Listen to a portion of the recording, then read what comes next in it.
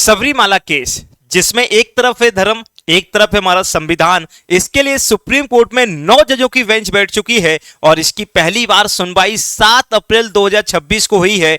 क्या है ये सबरीमाला केस, जो 1965 से पहले से ही एक केस चला रहा है, जिसमें एक बहुत बड़ा मुद्दा है और वो मुद्दा है कि महिलाओं का मंदिर में प्रवेश पर पाबंदी और महिलाओं का वर्ग यानी कि एक आयु दी गई है 10 साल से लेकर 50 साल तक की जो महिलाएं हैं इस मंदिर में नहीं जा सकती हैं। या हम अपनी बात में कहें कि जिनके मासिक धर्म शुरू हो जाते हैं वो महिलाएं इस मंदिर में नहीं जा सकती हैं। ऐसा क्यों है और इसी पर विवाद होता जा रहा है और 9 जजों की बेंच बैठ चुकी है। अब देखना है कि भारत के इतिहास में एक और इतिहास रचा जाएगा। क्या संविधान जीतेगा या धर्म जीतेगा या परंपरा जीतेगी? यहां पर केंद्र सरकार ने भी कुछ यहां पर सुप्रीम कोर्ट से कहा है, तो वो सुप्रीम कोर्ट से क्या कहा उस पर भी हम यहां पे चर्चा करने वाले हैं। तो आइए लाल उसी पर हम देखते हैं कि क्या विवाद है ये सबरीमाला वाला। यहां पे केरल में आपको याद रखना एक भगवान है, जिन भगवान का नाम आपको याद रखना अयप्पा है और कहा जाता है कि ये जो भगवान है वो ब्रह्मचारी थे।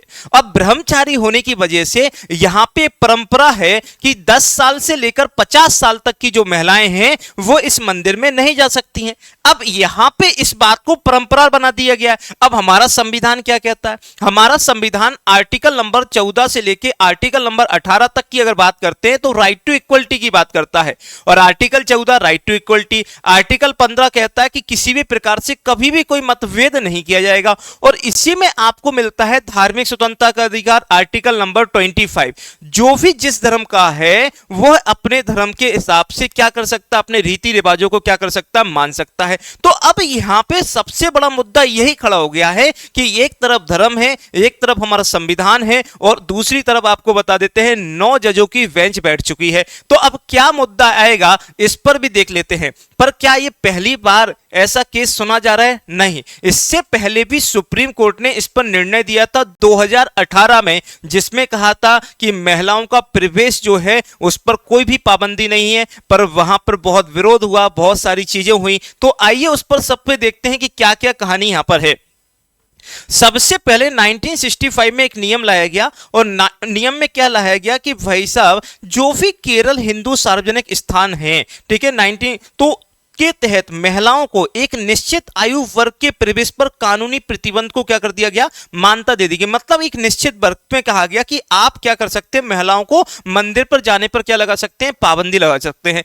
फिर ये मुद्दा चलता रहा तो 1991 से पहले फिर ये मुद्दा ज्यादा तेज हुआ। फिर केरल हाई कोर्ट ने यहां पर सुनवाई हुई और केरल हाई कोर्ट ने कहा कि केरल हाई कोर्ट द्वारा मंदिर की परंपरा को सही ठहराया गया और महिलाओं के प्रवेश पर क्या लगा दी गई भैया, रोक लगा दी गई। यहां पे जब रोक लगा दी गई तो कोई समस्या नहीं हुई, सब बढ़िया चल रहा था। फिर 2018 में अचानक से फिर से कहानी उखड़ी और यह केस चला गया कहां पर, सुप्रीम कोर्ट में। और सुप्रीम कोर्ट में 5 जजों की जो है बेटा याद रखना संवैधानिक पीठ बैठी। अब देखिएगा संवैधानिक पीठ में क्या होता है, देखिएगा जब भी एक जज बैठता है तो उसको कहा जाता है एकल पीठ। ध्यान रखिएगा, जिसमें एक जज बैठता है उसे एकल पीठ बोलते हैं, जिसमें 2 जज बैठते हैं तो बेटा ध्यान रखिएगा उसे बोलते हैं खंडपीठ बोलते हैं, और जिसमें 3 जज बैठते हैं उसे बोलते हैं बेटा ध्यान रखना पूर्ण, याद रखिएगा पीठ के नाम से जाना जाता है, और जिसमें 5 जज बैठते हैं उसको बोला जाता है संवैधानिक पीठ। और जब 2018 में सुप्रीम कोर्ट ने आदेश दिया कि 4-1 के बहुमत से फैसला सुनाया कि महिलाओं को मंदिर में प्रवेश का अधिकार मिले, और यहां से ही मुद्दा यह शुरू हो गया। अब जैसे प्रवेश की अनुमति दी गई तो बहुत सी महिलाएं जो हैं वो यहां पे मंदिर में गई और प्रवेश करने की कोशिश की। तो पर वहां के जो लोग थे, सामाजिक लोग हैं या कह सकते हैं मंदिर के जो लोग हैं, उन्होंने इसका विरोध किया और सुप्रीम कोर्ट में आपको याद रखना है पुनः विचार के लिए फिर से याचिकाएं दायर कर दी। अब इस मामले की गंभीरता को देखते हुए सुप्रीम कोर्ट ने, क्योंकि 5 जजों की बेंच पहले ही बोल चुकी थी कि भाई मंदिर में प्रवेश अलाउ है, अब इससे ज्यादा की ही बेंच बैठेगी, तो अगली जो बेंच बैठा ली इन्होंने 9 जजों की बेंच बैठा ली, जिसे संविधान पीठ का गठन किया गया। यह मामला केवल प्रवेश का नहीं बल्कि आपको याद रखना है संवैधानिक सिद्धांतों का भी मामला हो गया है। कि अब एक तरफ तो परंपरा है, एक तरफ हमारा संविधान है, तो अब ये देखना है कि सुप्रीम कोर्ट इस पर निर्णय क्या देने वाली है। और देखिएगा यहां पे केंद्र सरकार के द्वारा भी सुप्रीम कोर्ट से कहा गया है कि अदालतों को संवैधानिक सिद्धांतों का सम्मान करते हुए धार्मिक ध्यान रखेगा, संबंधित समुदायों पर छेड़छाड़ कर देना मतलब थोड़ा कम कर देना चाहिए। यह सुप्रीम कोर्ट को कहा गया केंद्र सरकार के द्वारा। यह केवल महिलाओं पुरुषों के बीच लैंगिक समानता का मसला नहीं है, बल्कि आस्था और रीति रिवाजों का भी है। यह सब भी सुप्रीम कोर्ट के किसने कहा है भैया? तो याद रखना केंद्र सरकार ने यह कहा है। अब बात आती है कि 9 जजों की जो पीठ है वो 7 अप्रैल से इस कार्यक्रम को सुनवाई को शुरू कर चुकी है और अब देखना है कि यहां पे क्या फैसला देने वाली है। तो क्या सर यहां पे सवाल नंबर 1 हमारा जो है वो अनुच्छेद 25 का दायरा और सीमा, ठीक है, यहां से 5-6 क्वेश्चन बन रहे हैं और वो देखिएगा क्या कहानी है। यहां पे संविधान का अनुच्छेद 25 हर नागरिक को अपने धर्म को अबाध रूप से मानने और आचरण करने और प्रचार करने की अनुमति देता है। पर यहां पे टकराव क्या आ रहा है? यदि कोई व्यक्ति सच्ची आस्था के साथ दर्शन करना चाहता है तो क्या उसे रोकने वाले नियम अनुच्छेद 25 का उल्लंघन है? यह बात बिल्कुल सही है। इस व्यक्तिगत अधिकार की अंतिम सीमा क्या है? ये भी अब सुप्रीम कोर्ट को ही तय करनी पड़ेगी कि ये आपको बताना पड़ेगा कि व्यक्तिगत अधिकार की अंतिम सीमा क्या है। दूसरा सवाल यहां से बन रहा है व्यक्ति बनाम संप्रदाय। यहां पे देखिएगा अनुच्छेद 25 कहता है व्यक्तिगत अधिकार है और अनुच्छेद देखिएगा 26 कह रहा है कि धार्मिक संप्रदाय का अधिकार है, एक धार्मिक समूह का अपने संस्थानों और मामलों का प्रबंधन स्वयं करने। मतलब यहां पे समस्या आ जाएगी कि ये प्रबंधन है, वहां का मैनेजमेंट है, वो कह रहा है कि ऐसा नहीं होता है, पर आप कह रहे हैं कि ऐसा होता है। आर्टिकल नंबर 14 देखो कहीं ना कहीं तो मतभेद आएगा। अब बात ये आनी है कि भाई यहां पर जो जीत होगी वो किसकी होगी? या तो व्यक्तिगत की होगी या संप्रदाय की होगी। अब वो जीत पे भी यहां पे टकराव आएगा। तीसरा सवाल यहां से बनेगा समानता बनाम धार्मिक अधिकार।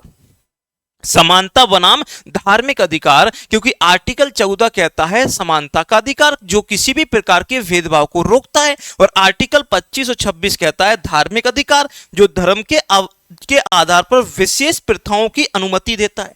यह कहता है कि भाई आपके यहां जो प्रथाएं चलती हैं उसको आप मान सकते हो। फिर तो ये समस्या वाली बात हो जाएगी। तो अब यहां पे ये टकराव बहुत आने वाला है कि कैसे ये टकराव चलेगा। चौथा सवाल क्या बनता है सर? नैतिकता के 2 रूप। ये सबसे बड़ा मुद्दा होने वाला है यहां पे। पहला मुद्दा देखिएगा, एक नैतिकता के 2 रूप होते हैं, एक सामाजिक नैतिकता होती है, एक संवैधानिक नैतिकता होती है। अगर कहीं पे ऐसा कोई मसला आता है, कोई मामला आता है जो समाज और संविधान या कानून के विपरीत में हो, तो आपने देखा होगा ज्यादातर जो है वो पक्ष जो है वो समाज के प्रति चला जाता है। पर यहां पे अब 2 देखिएगा नैतिकता की बात हो रही है, एक सामाजिक और एक पूरा संवैधानिक। समाज क्या सोचता है और पारंपरिक रूप से क्या मानता है, यह समय स्थान और मान्यताओं के अनुसार बदलती रहती है। पर यहां पे संवैधानिक कुछ अलग कहता है, क्योंकि वो तो कहता है कि समानता, स्वतंत्रता और न्याय और ये सब कुछ मिलेगा, यह अपरिवर्तनीय और सभी नागरिकों के लिए समान होगा। अब सुप्रीम कोर्ट को डिसाइड करना है। अगर सुप्रीम कोर्ट संविधान के अनुसार जाता है तो उसका कहलाया जाएगा डिसीजन संवैधानिक नैतिकता। अगर सुप्रीम कोर्ट का डिसीजन सामाजिक नैतिकता पर यानी कि समाज के आधार पर जाएगा, महिलाओं का प्रतिबंध रोक देगा, तो फिर वो भाई साहब डिसीजन क्या कहलाएगा? सामाजिक नैतिकता कहलाएगा। कोर्ट अपने फैसले में किस नैतिकता का आधार बनाएगी, ये आप लोग हमें कमेंट में जरूर बताइएगा कि कोर्ट कौन सा आधार बनाने की संभावना जताती है, ये देखना पड़ेगा हमें। इसके बाद देखेगा न्यायिक समीक्षा की सीमा। न्यायिक समीक्षा की सीमा, धार्मिक प्रथाओं में अदालत कितनी गहराई तक दखल दे सकती है। यह बहुत इंपॉर्टेंट बात है, क्योंकि धार्मिक चीजों से हमारे देश में आपको पता है बहुत सारी चीजें चलती हैं। तो धार्मिक प्रथाओं में अदालत कितनी गहराई तक दखल दे सकती है? क्या न्यायालय को यह तय करने का अधिकार है कि किसी भी धर्म के लिए कौन सी प्रथा अनिवार्य है और कौन सी नहीं है? इस सब मुद्दे आने वाले हैं, इसलिए तो आपको बता देते हैं केंद्र सरकार ने भी सुप्रीम कोर्ट से कहा है कि न्यायिक समीक्षा या धार्मिक चीजें जो हैं उसकी एक लिमिट, उसकी एक सीमा बनाइएगा। तो अब ये तय करना पड़ेगा। और ये आपको लग रहा है कि एक ही है सबरीमाला, नहीं, ये पूरे धर्म, जितने भी धर्म देश में हमारे हैं, सब पर कहीं ना कहीं असर डालेगा और वो देखने को मिलेगा अभी अपन को। छठवां और सातवां सवाल यही है कि परिभाषाएं और जनहित याचिकाएं, हिंदुओं के वर्ग की परिभाषा क्या है और आपको बाहरी व्यक्ति का हस्तक्षेप क्या है। हिंदुओं में आपको जैसे आर्टिकल 25 पढ़ते हो तो उसमें जैन, बौद्ध और सिख हिंदू शब्द में माने जाते हैं। तो अब ये देखना होगा कि सुप्रीम कोर्ट के जो है 9 जज जो है वो किन किन चीजों को देखने वाले हैं, किन चीजों को मानने वाले हैं। फैसले का दूरगामी प्रभाव, मैंने बोला ना कि ये भारत का सबरीमाला केस तो है ही, पर इससे सारे धर्मों के जो फैसले हैं, जो यहां पर प्रथाएं चल रही हैं, उस पर कहीं ना कहीं प्रभाव तो डालेगी। और वो प्रभाव देखेगा क्या, पहला तो फारसी धर्म में, दूसरा इस्लाम में। जैसे इस्लाम में देखा होगा कि मस्जिद में महिलाओं का प्रवेश पूर्णतः बंद रहता है। एक यहाँ पे महिलाओं से जुड़ी विशेष प्रथाएं भी चलती हैं, बोहरा समुदाय जो होता है। तो ये सारी चीजों पर और सबरीमाला फैसला जो है मंदिर में महिलाओं का प्रवेश से लेकर है। अब ये देखना है कि यह 9 जजों की पीठ केवल एक मंदिर का नहीं बल्कि पूरे भारत में आस्था बनाम समानता का भविष्य तय करेगी, कि आस्था या संविधान। और आपको क्या लगता है कि सुप्रीम कोर्ट को क्या निर्णय देना चाहिए, ये कमेंट में जरूर बताइएगा। साथ ही साथ आपको बता देते हैं, अगर आपने अपने विनर्स के जितने भी सोशल मीडिया प्लेटफॉर्म है उसको फॉलो नहीं किया है तो जल्दी से फॉलो कर लेना है। इसके अलावा देखिएगा ये आपके अपने टेलीग्राम चैनल हैं, इन पर सारी चीजें अपडेट मिल जाएंगी।